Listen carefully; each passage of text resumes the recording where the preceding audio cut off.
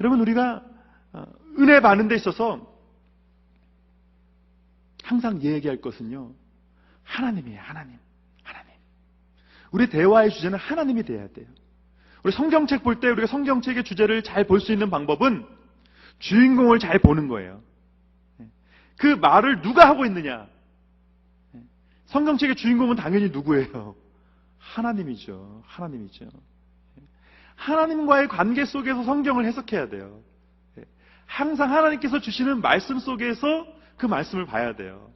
욥기 보세요. 욥기 책들 대부분이 내용이 뭐냐면 욥의 친구들이 욥을 정죄하는 내용이에요. 요새 하도 성경책 안 봐가지고 욥기가 몇 장까지 있죠? 40 몇 장까지 있는데 42장까지 있나요? 이 욥기의 대부분의 내용이 35장까지인가가 계속해서 이 친구들과 이 욥이 argue 거예요. 너는 죄가 있어서 이런 고난을 당했을 거야. 이런 얘기를 계속하는 게 욥기예요. 아가서 보세요. 아가서는 누가 내 애인을 좀 찾아달라. 애인을 만나거든 내가 좀 사랑한다고 말해줘라. 뭐 그런 얘기가 다예요. 뭐 이런 게 성경책에 다 들어가 있나.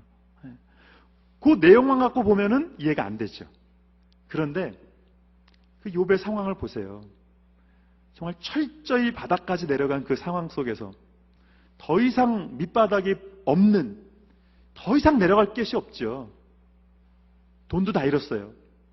가족도 부인 빼고는, 그 부인도 참 고난당하는 남편한테 저주하고 죽으라고 하는 그 부인, 하필이면 그 부인만 살아남아가지고, 자식이 하나 살아남든지, 자식은 다 죽었는데 그 부인은 살아남아가지고 저주하고, 하나님을 저주하고 죽으라고 하고 말이죠.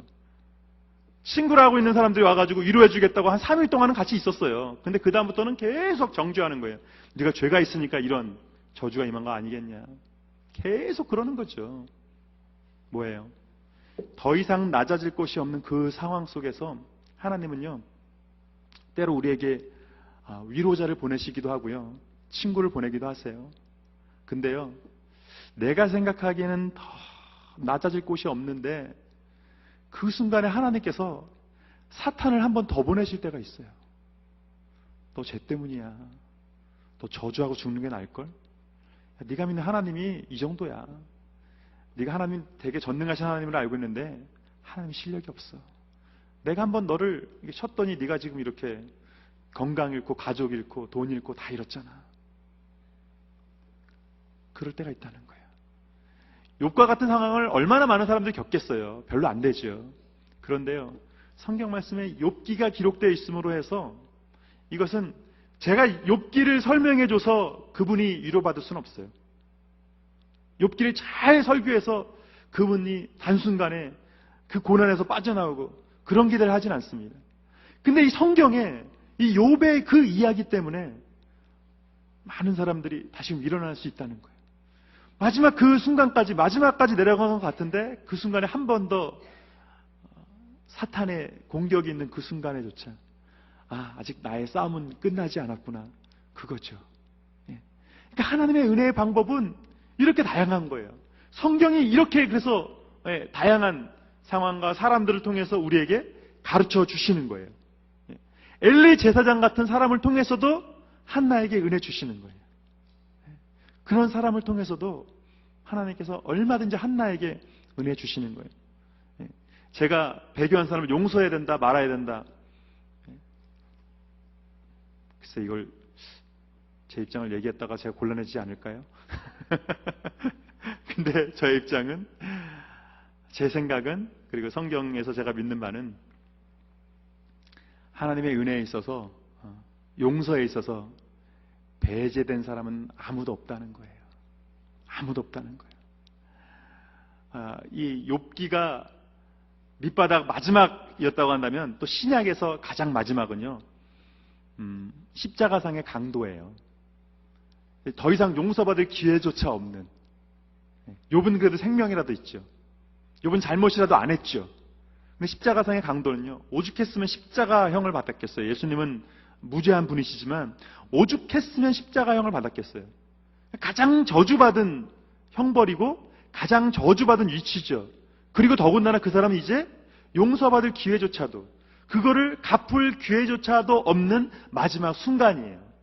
근데 그 사람은 세상 사람들 말로는 럭키한 거고, 우리 성경적으로는 그야말로 아까 우리 불렀던 찬양, 은혜로다. 은혜로다. 그 마지막 그 순간까지 용서의 기회가 주어지는 거죠. 여러분, 어느 순간, 그리고 어느 누구에게도 하나님의 용서가 적용되지 않는 사람은 없어요. 이것만한 은혜가 없는 거예요.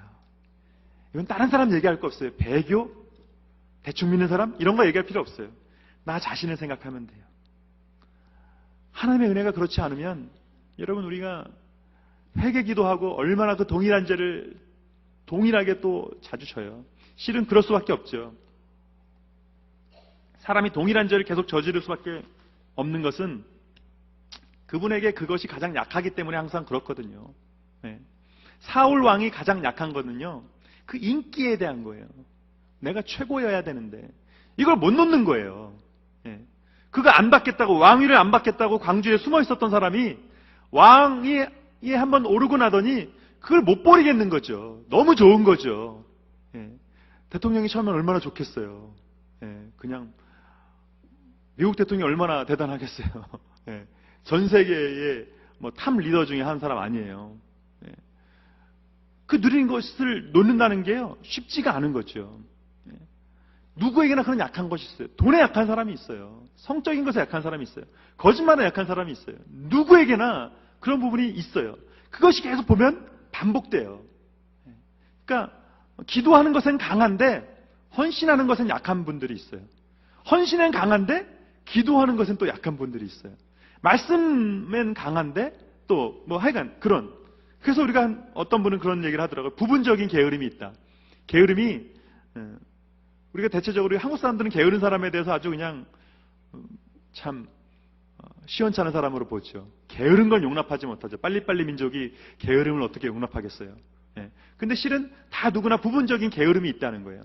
예. 기도에 게으른 사람이 있고, 헌신에 게으른 사람이 있고, 또 자기 할 일에 게으른 사람이 있고, 누구나 부분적으로 다 게으른 것이 있다는 거예요. 그거를 깰 수 있어야 된다는 거예요. 예. 엘리 제사장은 자식들을 양육하는 것에 게을렀죠. 1장이죠. 오늘 제가 요거만 갖고 하는 얘기가 아니라 그 뒤에 부분도 같이 지금 얘기하고 있는 겁니다. 예. 그 뒤에 이제 오늘 제가 나눠드린 2장에 보면 엘리 제사장이 아들들을 훈계하긴 하죠. 예. 수종 드는 여인과 동침을 하고 고기를 핏째 먹고 삶지도 않고 핏째 먹고, 하나님께서 금하신 것들은 다 범하는 그걸 보면서 내가 들린 소문이 좋지 않다. 사람에게 죄를 지면 사람이 용서하지만 하나님께 죄를 지면 하나님께 용서를 받아야 되는데 하나님께 용서받지 못할 죄를 저지르면 어떻게 하냐 이거예요. 예. 사람에게 죄를 저지르면 용서받을 기회가 있지만 하나님께 용서받지 못하면 거기서는 더 이상 해결할 길이 없다는 거예요. 그럼에도 불구하고 엘리 제사장이 자식들을 그렇게 깊이 훈계하지 않았어요. 예. 자식들 훈계에 게을렀던 거죠. 자, 배교한 목회자에게 세례받는 것이 무효다? 다시 세례받아야 된다? 그래서 재세례파도 있었어요. 또 파가 갈라지게 됐어요. 개신교가 지금도 끊임없이 갈라지고 있는데 한국에는요, 개신교 교단만 1000개가 넘는데요. 교단만, 교회가 아니라 교단만 1000개가 넘는데요. 제가 참 한국에서 우리 교수님이 한번 그 교단 이름 불러주는데 얼마나 재밌는지 아세요? 대한예수교 장로회 합동, 대한예수교 장로회 통합. 합동이나 통합이나 똑같은 얘기 아니에요? 또 좀 이따 보니까 대한예수교 장로회 독립문 대한예수교 장로회 통합 합동, 대한예수교 장로회 합동 통합, 대한예수교 장로회 신합동, 정통합동, 정통통합, 참통합, 참합동, 이제 예수교 갖고 안 되니까 그 다음은 기독교로 넘어왔어요. 대한기독교 통합, 대한기독교 합동. 교단마다 다 그래요. 대한성결교 합동, 대한성결교 통합, 대한기독교 성결, 대한예수교 성결, 대한예수교 감리, 대한기독교 감리. 어느 선교사가 한국에 가가지고요, 그랬대잖아요. 한국에 가니까 예수하고 그리스도가 싸우고 있더라고. 예수는 뭐고 그리스도는 뭐예요? 같은 분이잖아요. 근데 예수하고 그리스도가 싸우고 있더래요. 네. 여러분, 제가 다시 말씀드리지만 엘리 제사장에 대해서 신경 쓸 필요 없어요. 네. 그건 우리의 비즈니스가 아니에요. 네. 이 세례가 합당한가? 여러분, 너무 본질이 아닌 것에 집중하지 마세요. 네. 우리가 집중해야 될 건 누구라고요? 하나님. 하나님이 무슨 말씀하시는가? 이 순간 하나님께서 나에게 무엇을 말씀하시는가? 그래서 우리가 좀 건강한 신앙이 되려면 하나님과의 관계가 그래도 튼튼해야 되는 거예요. 예. 자, 18절 말씀 같이 읽어보겠습니다. 시작. 당신께 은혜 있기를 원하나이다 하고 가서 먹고 얼굴에 다시는 수색이 없으니라. 이런 엘리 제사장, 한나가 눈치가 없었겠어요? 엘리 제사장이 얼마나 영적으로 둔감한 사람인지 한나가 왜 몰랐겠습니까? 근데요, 그 엘리 제사장의 말을 한나는요, 하나님의 말로 들었어요. 하나님의 말씀으로 받았다는 거예요. 그리고 믿은 대로 됐다는 거예요. 이건요, 엘리 제사장의 안수가 효험이 있었다거나, 내지는 한나의 믿음이 좋았다거나, 여러분, 그런 얘기를 하는 건 아니에요. 성경에서 항상 그것이 다윗이건 누구건 그 샘플을 통해서, 모델링을 통해서, 모델을 통해서 우리가 하나님의 음성을 듣는 것이 중요하지, 다윗, 한나, 그래서 다윗, 한나에 집중하면 안 돼요. 물론 한나의 믿음을 우리가 이야기합니다. 그럼에도 불구하고 한나를 통해서 말씀하신 하나님, 이것이 우리가 성경을 보는 관점이 돼야 돼요. 한나가요, 이런 엘리의 축복을 그대로 받아들였어요. 믿었어요. 하나님께서 주시는 음성으로 들었어요. 그리고 그대로 됐다는 거예요. 우리에게 주시는 은혜는요, 우리의 믿음과 하나님의 은혜가 만날 때 우리에게 은혜가 임해요. 은총이 임해요. 하나님께서 그래서 기도하게 하시는 거예요. 제가 지난주 말씀드렸죠? 은혜가 은혜인 줄 알아야 은혜가 은혜된다. 그래서 믿음이 필요한 거예요. 기도가 필요한 거예요. 예배가 필요한 거예요. 한나의 이 자세에서 기도의 자세를 우리가 볼 수 있죠. 기도했으면요, 다시는 근심하지 않기. 다시 근심하지 않기. 우리 옆 사람에게 그렇게 얘기해주다. 기도했으니까 다시 주워 담지 맙시다. 다시 가져오지 맙시다. 다시 가져오지 맙시다.